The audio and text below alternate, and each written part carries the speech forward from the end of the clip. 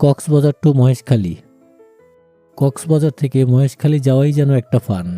Maheshkhali channel দিয়ে কক্সবাজার ৬ নম্বর jetty ঘাট থেকে কাঠের ট্রলার অথবা স্পিড বোটে বাংলাদেশের একমাত্র পাহাড়ি দ্বীপ মহেশখালী যাওয়া যেন এক ধরনের আনন্দ। গোরখঘাটা ঘাট ব্রিজ।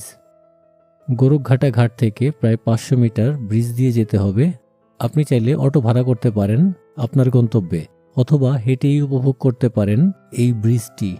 দুই পাশে অনেক গাছ আর মাঝখানে ব্রিজ দিয়ে হেঁটে যাবেন। Rakhine Buddhist temple. গোরখঘাটা ঘাট থেকে প্রায় ৮০০ মিটার হেঁটে আসলেই বড় রাখাইন পাড়ায় এই বৌদ্ধ বিহারটি অবস্থিত। একে আনন্দমিত্র বৌদ্ধ মন্দিরও বলে। ৪. শিকদার মঞ্জিল। এটি মহেশখালীর প্রথম দোতলা স্থাপনা, যা তৈরি করেন ১৯৪৭ সালে মরহুম হাজী হামজা মিয়া শিকদার। ২ একর জায়গায় করা এই বাড়িটি পরে সংস্কার করা হয়। ৫. গোল্ডেন টেম্পল বা স্বর্ণ মন্দির। এটি প্রায় ৩০০ বছর আগের। ৬.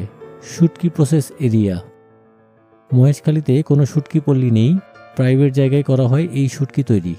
দ্বীপে তাই ছড়িয়ে ছিটিয়ে আছে শুটকির প্লেসগুলো। এই ব্রিজকে লোকালরা শুটিং ব্রিজও বলে, কারণ কখনো এখানে শুটিং হতে দেখেছে, তাই এমন নাম। প্রায় ৭০০ মিটার লম্বা এই ব্রিজ। এখান থেকে মহেশখালী চ্যানেলের ভিউ খুব সুন্দর। ৮. আদিনাথ মন্দির। মন্দিরে যাওয়ার রাস্তায় দুই পাশে দেখা যাচ্ছে সারি সারি বার্মিজ দোকান। এই বার্মিজ দোকানগুলো বৌদ্ধ ধর্মের রাখাইনরা করে থাকে। আদিনাথ মন্দির মহেশখালী দ্বীপের মৈনক পাহাড়ে অবস্থিত। বলা হয় এই মন্দির সমুদ্রপৃষ্ঠ থেকে ২৮০ ফুট উচ্চতায় অবস্থিত, তাই ৬৯টি সিঁড়ি বেয়ে উপরে উঠতে হবে এই মন্দিরে। রামসীতা মন্দির। আদিনাথ মন্দির থেকে সিঁড়ি বেয়ে মৈনক পাহাড়ের উপরে উঠলে দেখা যায় হিন্দুদের রামসীতা মন্দির।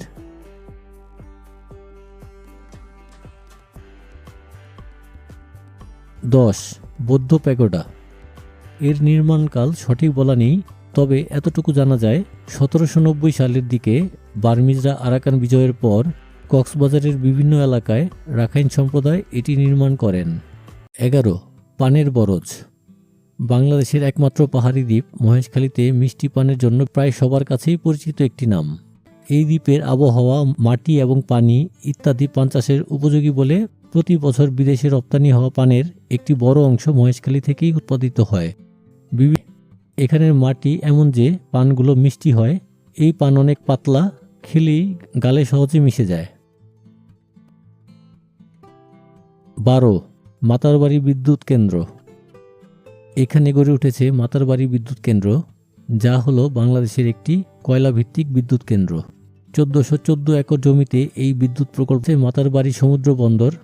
২০১০ সালের দিকে মাতারবাড়ি বিদ্যুৎ কেন্দ্রের জন্য একটি ক্যাপটিক জেটি নির্মাণের মাধ্যমে বন্দরটির নির্মাণ কাজ শুরু করা হয়। এবং সোনাদিয়া দ্বীপ। সোনাদিয়ায় আছে প্রায় ১৫ কিলোমিটার দীর্ঘ একটি সমুদ্র সৈকত, অথচ যাতায়াত ব্যবস্থা খারাপ থাকার কারণে এখানে পর্যটক শূন্য। উত্তর পশ্চিম ও দক্ষিণ পূর্ব দিকে বিস্তৃত থাকার কারণে একটা পূর্বপাড়া অন্যটি পশ্চিমপাড়া নামে পরিচিত। পূর্বপাড়া একটি রিসোর্ট আছে, যার নাম সোনাদিয়া ক্যাম্পফায়ার রিসোর্ট, যেখানে আছে টেন্ট হাউস। এর এক পাশে যেখানে একটা লেক দেখা যাচ্ছে, লেকের সামনেই একটা দোলনা, খুব সুন্দর একটা ফটোশুট পয়েন্ট। অন্য পাশে বিচ, চারপাশে যেখানেই দেখবেন কোথাও কেউ নেই।